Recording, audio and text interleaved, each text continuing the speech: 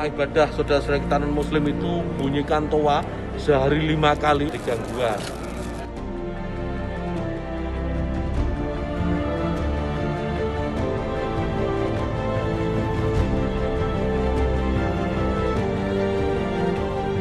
Bismillahirrahmanirrahim. Assalamualaikum warahmatullahi wabarakatuh. Waalaikumsalam.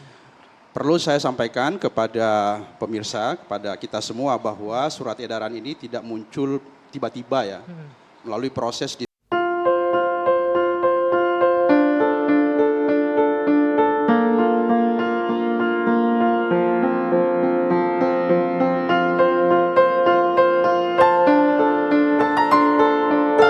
kemudian menghasilkan surat edaran ini. Surat edaran ini sesungguhnya ada 3 poin penting yang mohon menjadi perhatian kita bersama.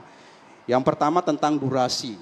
Durasi dibolehkannya kita mengeluarkan suara dari pengeras suara itu keluar ya. Durasi yang kedua adalah volume, ya, tentang volume suara. Yang ketiga adalah tentang keindahan atau kualitas suara yang dikeluarkan. 3 poin itu. Pertama tentang durasi. Durasi ini juga misalnya 10 menit sebelum sholat subuh. Ya. Ini hasil diskusi panjang. Ada yang bertanya, kenapa 10 menit? Kenapa tidak 5 menit saja? Ya. Kenapa tidak 15? Kenapa enggak 1 jam? Ini adalah titik moderat yang kita temukan bersama-sama dan juga berhasilkan survei dan penelitian yang kita lakukan. Dewan Masjid engage sangat luar biasa. Kemudian volumenya, kenapa desibelnya 100? Kenapa tidak di atasnya, kenapa enggak di bawahnya? Ini adalah titik moderat yang kita temukan bersama-sama hasil diskusi yang kita asumsikan bahwa titik ini mampu menciptakan kenyamanan, kesyahduan, keindahan. Sehingga syiar yang dimaksudkan dengan suara itu tidak terdegradasi, tidak terdowngrade karena suaranya terlalu keras. Karena apapun itu, jangankan suara apapun itu, mengaji, sholawat, tarhim, atau lagu-lagu kalau keterlaluan suaranya, pasti tidak nyaman kedengarannya. Ya, jadi kita mengasumsikan bahwa suara ini harus diatur supaya syiarnya tidak terdegradasi dengan suara yang berlebihan. Yang ketiga adalah kualitas suara yang dikeluarkan. Tidak bisa anak-anak yang baru belajar kemudian azan seenaknya, digunakan seenaknya saja, disalahgunakan. Lagi-lagi itu bisa mendowngrade, bisa mengurangi kualitas syiar yang diharapkan dari suara yang kita keluarkan itu. Jadi 3 poin itu saja sesungguhnya inti substansi dari surat edaran ini. Sekarang pertanyaannya, kenapa ditingkatkan menjadi surat edaran menteri? Ya. Padahal sebelumnya sudah ada instruktur Dirjen Bimas Islam. Lagi-lagi kita ingin resonansinya, gaungnya itu lebih besar, tone-nya itu lebih besar. Karena pengalaman saya kira sejak 78 surat edaran ini dikeluarkan, tapi ternyata masyarakat kita masih banyak belum paham, masih banyak belum tahu. Dan alhamdulillah dengan keluarnya SE ini, dengan dengan partisipasi engagement publik, kemudian media yang sangat luar biasa. Dan responnya juga luar biasa. Responnya juga sangat luar biasa pastinya ya, namanya kebijakan publik pasti ada prokosnya ya. Tetapi mohon maaf saya mau mengatakan bahwa sebagian besar yang sempat kami pantau itu mendukung. Ya, mendapat penerimaan publik yang sangat luar biasa. Saya potong sebentar Pak Dirjen. Tadi disebutkan agar ini diatur sehingga masyarakat lebih aware, lebih tersosialisasikan dan lain-lain. Tapi masalahnya mungkin ini kan aturan sebagai himbauan saja nih Pak Dirjen, tanpa ada sanksi. Apakah itu akan bisa efektif? Kita lihat tahun 78 sudah ada nih surat edarannya, ternyata itu tidak efektif juga. Apa bedanya kalau sekarang dikeluarkan lagi surat edaran tanpa sanksi juga akan sama saja, bukan? Ya, jadi konteksnya sesungguhnya edukasi. Konteksnya adalah pembinaan, konteksnya adalah pengawasan. Oleh karena itu, surat edaran ini kami sadari tidak mungkin bisa efektif kalau tidak ada keterlibatan publik. Oleh sebab itu, surat edaran ini menyasar bukan hanya Kementerian Agama, tapi juga DMI, juga MUI, ormas-ormas Islam, dan seluruh masyarakat. Konteksnya sekali lagi kita mengharapkan surat edaran ini bisa berfungsi instrumental untuk mengedukasi, membina, mengawasi masyarakat kita. Ini kan untuk kepentingan bersama, kebutuhan bersama, interest kita bersama. Jadi kita harus terlibat bersama-sama untuk memastikan bahwa surat edaran ini akan berfungsi instrumental untuk menciptakan kenyamanan, kedamaian, ketentraman, kesyahduan, dan poinnya seterusnya. Itu, dari perspektif edukasi ya,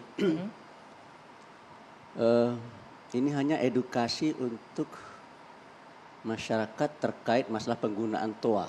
Ya. Padahal penggunaan toa itu bagi anak-anak juga penting. Ya. Karena kalau mereka bisa diberi kesempatan azan atau mengaji dengan menggunakan toa itu ya, nah, itu menggairahkan sekali. Jadi kesimpulan saya ya kalau itu dasarnya ya edukasi, saya setuju pendekatan edukasi, mengedukasi masyarakat mengenai masalah penggunaan TOA ya. Tapi ada perspektif dari edukasi yang lain gitu. Apa itu perspektif edukasi lain? Mungkin barangkali sewaktu kita kecil ya, saya kan juga sering diminta oleh orang tua untuk azan mempergunakan mic itu ya. Ya. Wah itu senangnya luar biasa, sangat berkesan sekali gitu ya. Jadi saya mendapatkan edukasi dari penggunaan TOA itu. Dan orang mendengar gitu kan, lalu masyarakat ngomong, oh tadi malam Anwar Abbas azan ya gitu kan. Oh iya senang sekali. Itu kan edukasi ya. Ya. Sehingga membuat kita ada punya pride, punya Termotivasi, kebanggaan ya, gitu ya. ya. Nah, oleh karena itu bagi saya ya kebijakan ini belum holistik. Menurut saya pendekatannya belum holistik. Hanya dari perspektif keamanan, kenyamanan ya. Ya kalau bagi saya jangan hanya perspektif kenyamanan, keamanan saja ya. Apalagi? Ada perspektif-perspektif lain. Misalkan menanamkan nilai-nilai ajaran agama kepada anak ya. Oke. Bagaimana mereka supaya senang azan gitu ya. Begini, yang namanya orang yang azan itu nanti di padang mahsyar itu akan sangat diuntungkan sekali. Jadi orang yang sering azan ketika hidup di dunia itu akan sangat tertolong. Karena nanti situasinya sangat luar biasa dan orang yang suka azan itu ya mendapatkan kemudahan gitu kan. Oke. Jadi oleh karena itu bagi saya ya jangan kok terlalu pendekatan terlalu apa ya. Ada kesan saya ini kesan ya. Bahwasanya azan itu berisik. Oke. Membaca Tahan dulu. Al-Quran itu berisik Oke. gitu ya. Oleh karena itu berisik harus dihentikan kan gitu ya. Atau dikurangi keberisikannya atau tempo keberisikannya tadi. Pendekatan dari segi durasi gitu kan ya. Durasi dan juga volumenya Iya. diatur. Tetapi timbul pertanyaan pada diri saya ya. Kalau seandainya kita hidup di tengah-tengah pluralitas yang agamanya bermacam-macam. Saya agak bisa memahamin ya. Tetapi kalau seandainya seperti di kampung saya. Itu muslim semua gitu ya. Orang yang beragama Islam semua dan semuanya Dengan senang gitu warga kan. yang mayoritas Islam begitu mungkin. Ya, oleh karena itu pandangannya bagi ya. saya edaran ini jangan digeneralisir pemberlakuannya ya. Baik. Mungkin barangkali edaran ini akan sangat cocok di daerah perkotaan yang padat penduduknya ya. Oke, baik. Tahan dulu Bu ya nanti. Heterogen. Surat edaran ini terkesan bahwa azan ini suara yang mengganggu begitu loh. Banyak persepsi orang beranggapan seperti itu dengan diatur surat edaran seperti ini. Iya, betul. Jadi bukan kesan, tapi itu fakta, Pak. Jadi it's really happening di masyarakat perkotaan di Fakta Jakarta. bahwa azan mengganggu? Fakta bahwa suara azan itu mengganggu orang-orang tertentu. Apalagi suara-suara yang tarhim, sholawat yang diputar setengah jam, 1 jam bahkan sebelum waktunya itu mengganggu. Itu komplain banyak orang loh. Ini saya sedang membahasakan fakta yang sedang terjadi. Di kota-kota besar tapi ya. Kompleks di kota-kota besar terutama. Misalnya Jakarta. Jakarta ini ada 4.000 masjid musola di seluruh Jakarta ini. Kami pernah mencoba memotret pada jam tertentu sebelum subuh. Oh suaranya luar biasa bersaut-sautan. Kita bisa membayangkan orang seharian bekerja. Bahkan ada yang bekerja sampai malam, sampai larut malam. Mereka ingin istirahat, mereka ingin menggunakan waktunya istirahat. Mereka harus bangun katakanlah jam 5 atau setengah 6 untuk sholat subuh. Tapi dia harus bangun jam 3 karena dibangunkan oleh suara-suara yang keluar dari masjid. Itu terjadi loh. Ini bukan saya berimajinasi, itu fakta. Itu hasil survei yang kita lakukan dan itu komplain masyarakat juga. Jadi kita mencoba untuk mengakomodir masyarakat yang sangat heterogen. Bukan hanya non-muslim, tapi orang muslim banyak yang terganggu. Itu juga fakta. Banyak yang terganggu karena itu tadi. Pertama, belum waktunya diputar, sudah diputar. Makanya durasinya kita atur. Kemudian suaranya terlalu besar. Ada toa menghadap rumah seseorang. 5 kali sehari semalam harus mendengarkan suara itu. Kapan mereka istirahatnya? Itu banyak kasus seperti itu. Nah terkait dengan anak-anak. Surat edaran ini tidak melarang anak-anak untuk azan. Sama sekali tidak. Yang kita harapkan dengan surat edaran ini adalah suara yang keluar itu dijaga kualitasnya. Supaya muatan syiar yang diharapkan dari suara itu tidak terdegradasi. Kalau suaranya merdu, suaranya syahdu, suaranya indah, itu kan bisa menggugah, bisa membangkitkan semangat keagamaan mereka yang mendengarkannya. Tapi kalau suaranya sampai mengganggu karena lafaznya tidak bagus. Ya kan, itu sebenarnya poinnya di situ. Jadi saya tampil membahas adzan itu sudah 2 kali di ruangan ini. April tahun 2020, lalu hari ini. Saat itu sebenarnya sudah dibahas sangat panjang sekali soal laporan ini. Kalau Pak Dirjen mengatakan ada laporan orang terganggu adzan, sebaliknya banyak juga laporan terbantu adzan, bahkan non-muslim. Mereka tidak bisa dibangunkan oleh dirinya sendiri, tapi dia tergantung kebiasaan adzan subuh yang dilaksanakan oleh masjid di mana ada di samping rumah non-muslim itu. Ini soal laporan ya, artinya laporan itu tidak mungkin satu sisi, pasti ada sisi lain juga soal laporan. Yang kedua, ini adalah surat edaran yang kedua setelah Pak Lukman Saifuddin, yang agak berbeda surat edaran ini. Kalau dulu Pak Lukman Saifuddin itu mengeluarkan SE nomor 3940 tahun 2018, itu judulnya itu adalah pelaksanaan instruksi yang tahun 10178. Oke. Jadi bukan baru. Jadi itu adalah pelaksanaan ya, Turunannya, surat edaran aturan-turunannya nomor ya. 1978, tidak ada yang baru di situ.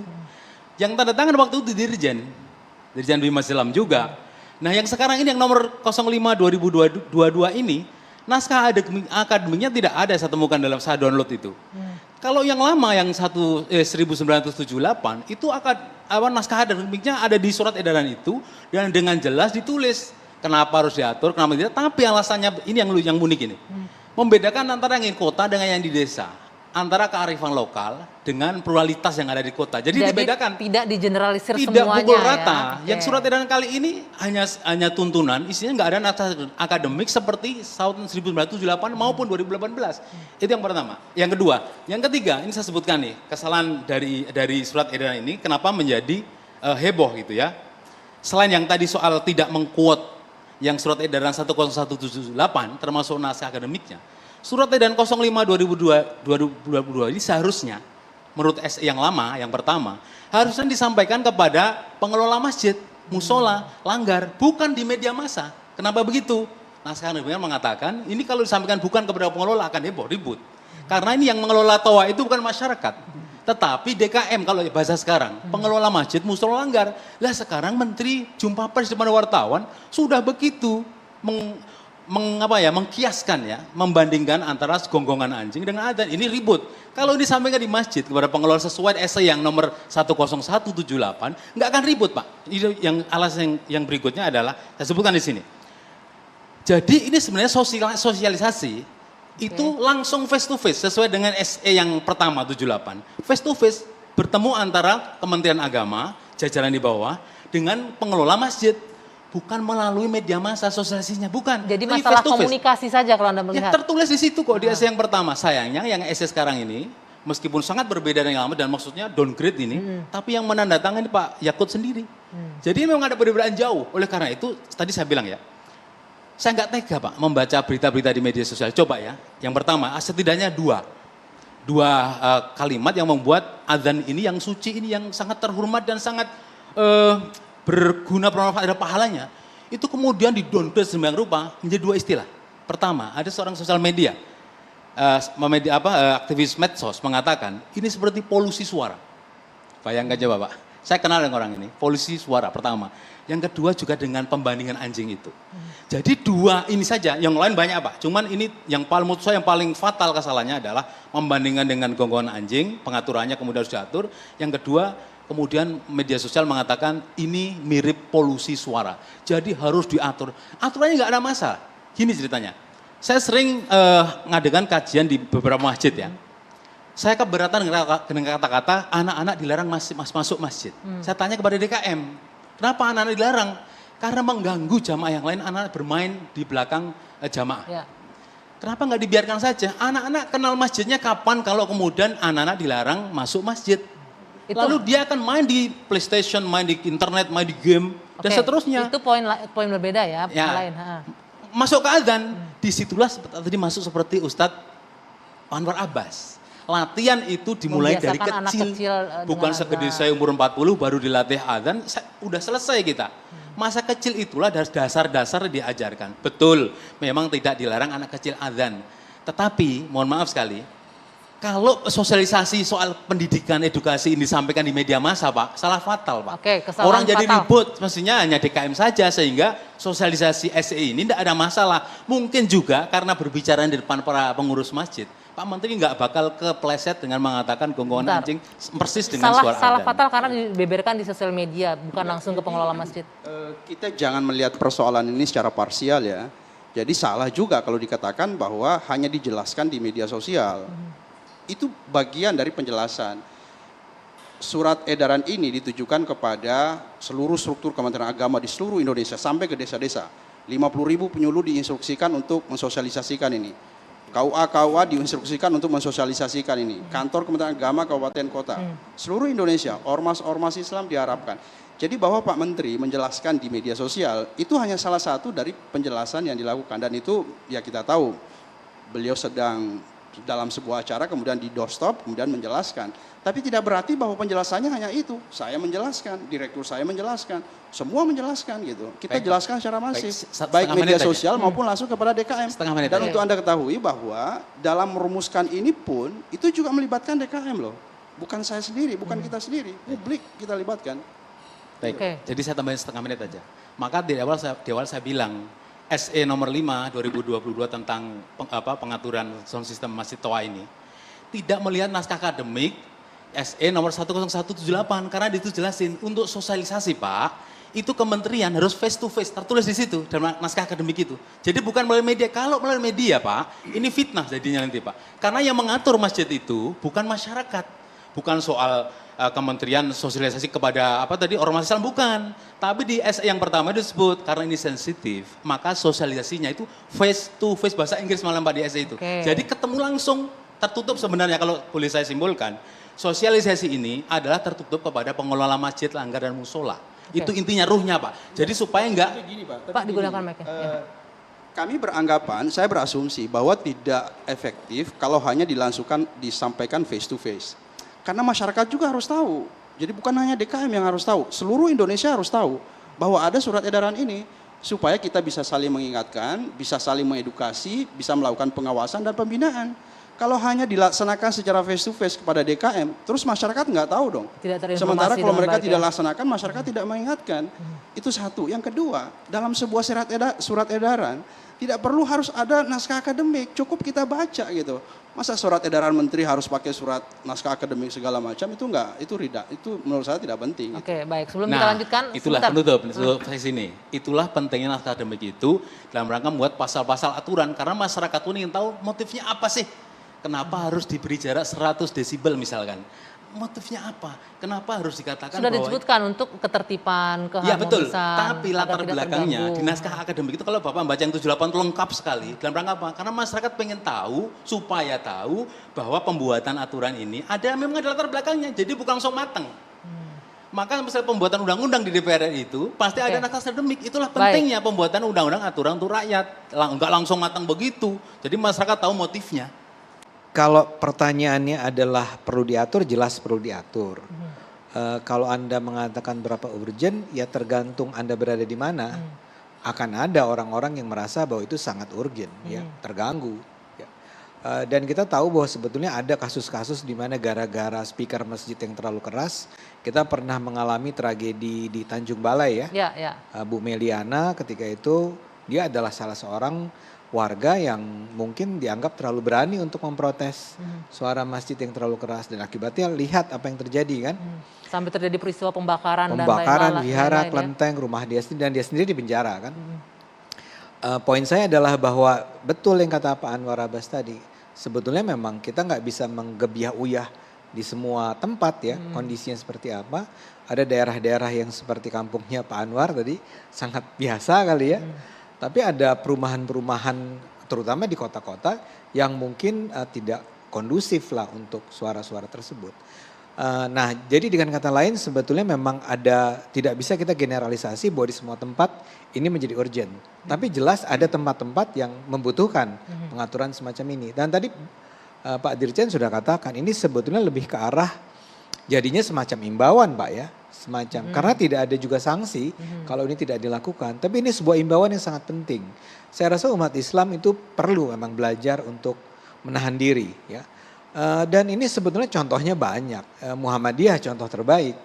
Masjid-masjid Muhammadiyah itu kalau kita lihat itu memang tidak lazim bersahut-sahutan azannya atau mengajinya sampai keluar. Memang kecenderungannya adalah ke dalam ya, karena saya dulu dibesarkannya di Masjid Muhammadiyah. Jadi there was no issue gitu mengenai mengenai si speaker atau toa ini ya. Itu kenapa? Saya rasa Pak, saya sendiri bukan anggota Muhammadiyah. Tapi saya rasa karena memang ada kesadaran, saya duga ya. Ada kesadaran bahwa kita hidup di tengah masyarakat dan semestinya memang suara itu memang harus diatur. Di mana-mana suara itu harus diatur. Tadi Anda bilang umat muslim, umat Islam harus menahan diri. Menahan diri untuk misalnya begini. Kita tahu bahwa kita perlu mengingatkan orang untuk datang ke masjid untuk sholat. Ya. Ya. Dan karena itu kita harus mengumandangkan azan. Yang adalah benar kan? Kita setuju dengan itu. Tapi pertama, apakah perlu terlalu keras? Karena itu bisa mengganggu orang lain. Dan apakah harus terlalu lama tadi? Kalau nggak salah komponen pertama waktu ya Pak. Kan begini. Ini kita sebentar lagi akan tiba pada Ramadan nih.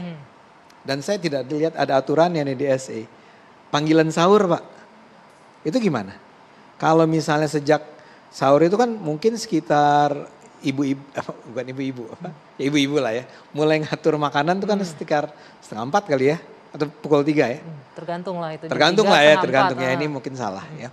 Tapi kan itu suara panggilan sahur sudah dimulai pukul 2 kali ya.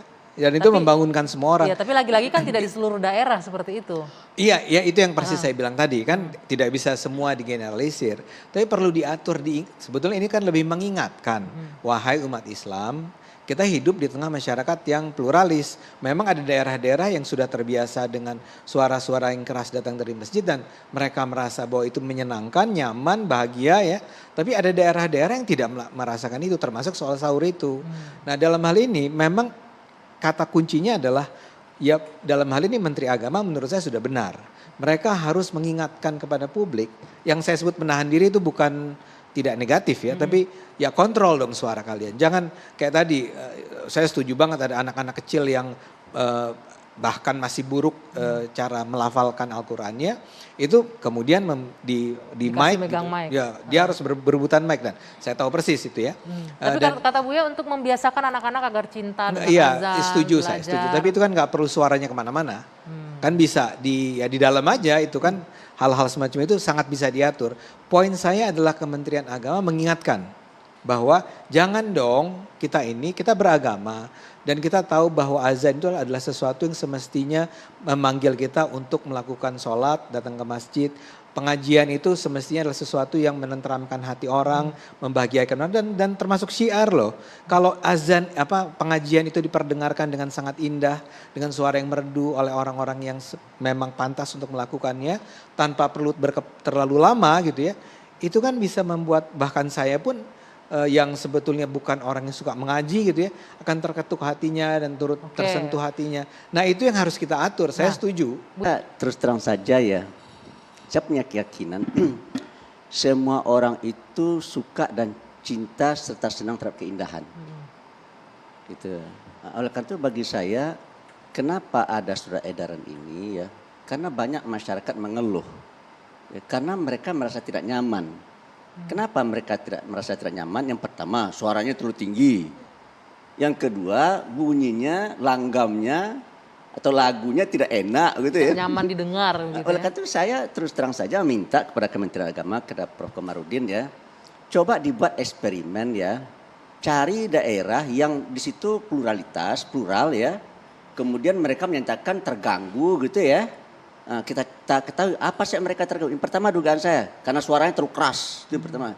Yang kedua berisik gitu ya, yang ketiga adalah suaranya tidak merdu gitu kan. Terus kan kita ganti suasana baru gitu kan, suaranya kita kurangin.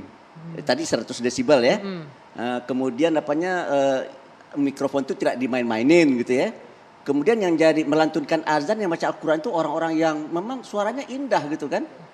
Saya terus terang saya tertarik ada seorang penyanyi dari Amerika yang membaca Al-Quran. Dia tidak Islam ya, tapi dia membaca surah Al-Fatihah karena dia seorang penyanyi itu dia bisa meniru ya. Dia menirukan bacaan itu luar biasa ya. Dan orang-orang yang tidak beragama Islam pun senang juga mendengarnya gitu. Karena memang yang namanya indah itu universal gitu kan. Saya senang lagu Cina, padahal saya tidak ngerti bahasa Cina kan. Saya senang lagu Spanyol, tapi saya tidak ngerti bahasa Spanyol kan gitu ya. Dan saya yakin juga orang-orang yang tidak seiman dan saya yakin dengan saya, dia tidak ngerti juga apa yang dibaca oleh orang di masjid. Tapi karena indah, dia menjadi senang dan dia tidak merasa terganggu. Artinya nggak masalah diatur dong ini Bu ya? Agar Iya menjadi makanya, cuma tadi kan masalah durasinya jangan terlalu panjang, tapi juga jangan terlalu pendek. 5 menit itu apa yang bisa dilakukan dalam 5 menit itu ya. Jadi menurut saya mungkin dibuat range ya, 5 menit sampai 10 menit. Waktu zuhur, asar, isya, maghrib, itu dari 5 menit sampai 10 menit. Di surat Jadi edaran terkaku. tahun Ini 1978? 5 menit gitu ya. Kemudian untuk salat subuh 10 menit Ya. gitu ya. Ini maaf nih ya, kalau ketika saya di kampung itu kan jarak antara rumah dengan masjid itu jauh Pak Ade. Ini Pak Ade Armando ini orang Padang ya, tetapi tidak asli. Karena besarnya di kota. Sebelum lahir dia dari Jakarta. Kalau saya ini orang Padang, sebelum lahir saya masih di Padang saya gitu kan. Jadi rumah kita ke masjid itu jauh. Nah, oleh karena itu ketika kita dengar sudah ada orang mengaji, kita bersiap-siap. Nah, kalau bapak saya mandi dah dulu tuh. Ya mandi dah dulu. Coba bayangkan ya. Kalau Mbak mandi mungkin 10 menit ya. Kalau kami mandi kan mungkin barangkali 5 menit berpakaian. Tuh, lalu jalan kaki loh Pak De. Jadi mungkin barangkali memerlukan waktu 15 sampai 20 menit baru sampai di masjid. Oke. Nah, begitu sampai di masjid ya kita harapkan kita sholat sunat dulu 2 rakaat gitu kalau sudah azan ya, sholat dulu sunat. Karena sholat sunat 2 rakaat itu pahalanya sebesar bumi ya. Luar biasa pahalanya gitu kan. Oleh karena itu dengan adanya waktu dan space durasi cukup yang panjang, tersedia ya kita bisa mendapatkan manfaat dan pahala yang banyak. Oleh karena itu menurut saya dalam hal yang terkait dengan ini ada 2 kecerdasan yang diperlukan. Kecerdasan duniawiyah memakai matematika ya. Berapa menit diperlukan itu kecerdasan duniawiyah. Tetapi juga ada kecerdasan ukhrawiyah. Kita hitung-hitungan juga gitu kan. Kalau pergi ke masjid mana yang lebih bagus dan lebih besar pahalanya naik mobil atau jalan kaki? Lebih besar pahalanya jalan kaki. Dari subuh.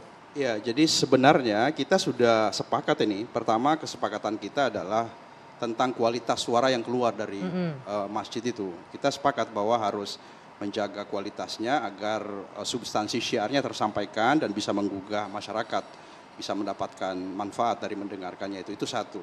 Yang kedua tentang volume suara juga saya kira kita sepakat bahwa kalau terlalu ekstrim suaranya bisa mengganggu, itu menghilangkan kenyamanan, menghilangkan keindahan, bahkan syiar pun bisa terdegradasi. Tentang durasinya, nah durasi ini juga tidak membuatnya begitu saja. Ini hasil diskusi juga. Hasil diskusi panjang bersama dengan berbagai pihak ya. Ya saya kira itu tergantung perspektif kita kan. Ada juga kan yang mengatakan begini, untuk mengingatkan orang itu kan bukan masjid bukan satu-satunya yang bisa mengingatkan orang. Ketika orang memang punya kesadaran, ya mereka bisa buat alarm sendiri, mereka paham, mereka tahu tentang waktu-waktu sholat. Bahkan kalau lebih kreatif lagi, apalagi dalam kondisi di era digital, DKM juga bisa membuat live streaming misalnya dari masjid kemudian bisa diikuti oleh masyarakat yang ada di rumahnya masing-masing gitu. Jadi sekali lagi bahwa kalau menurut saya apa yang disampaikan Pak Anwar Abbas, apa yang disampaikan Pak Ade dan Mustafa saya Nara. kira to some extent itu kita sudah sependapat ya, kecuali beberapa poin tadi yang mungkin belum sepenuhnya diterima. Tetapi itulah gambaran masyarakat. Ketika kita bicara tentang kebijakan publik, pasti ada prokos karena latar belakang, karena kepentingan, karena kebutuhan dan lain-lain. Nah, SE ini adalah ijtihad kita bersama untuk menemukan yang paling moderat yang kita asumsikan bisa mengakomodir semua pihak. Lapor ke polisi. Mas Roy Suryo bukan orang sembarangan. Mas Roy Suryo bukan aktivis masjid, bukan aktivis ormas Islam, bukan ikut partai Islam, tapi dia memiliki gairah untuk melaporkan yang dianggap Menteri Agama itu menista atau menghina Islam. Walaupun Pasal laporan tidak bisa 156. diterima tadi Saya nggak ya, tahu ya. update-nya apa ditolak apa tidak, apa lanjut atau ditolak. tidak. Tapi ini kan efek dampak. Yang mestinya kalau saya Menteri Agama, ini harus berpikir. Nah, melihat track record Pak Menteri Agama ini yang sudah beberapa kali melakukan hal yang sama, blunder, ya kemudian istilahnya nampuk muka sendiri. Coba Pak Jokowi, siapkan Menteri Agama yang baru. Jangan biarkan ini seperti ini terus. Ini sayang kita mayoritas Muslim memiliki Menteri Agama seperti itu. Siapkan yang baru lah. Pak Dirjen kalau boleh sebagai pengganti bagus tadi pendapatnya. Bung Ade, ada yang salah nggak dari pernyataan Menteri Agama tadi kalau Anda melihatnya? Nanti dulu ya. Tapi kan gini, kita ingin bicara bahwa memang apa yang keluar dari mulut kita itu perlu kita jaga kan. Jadi saya setuju bahwa apa yang kita katakan harus kita jaga. Dan itulah yang sebetulnya juga kita bicara tentang suara azan itu.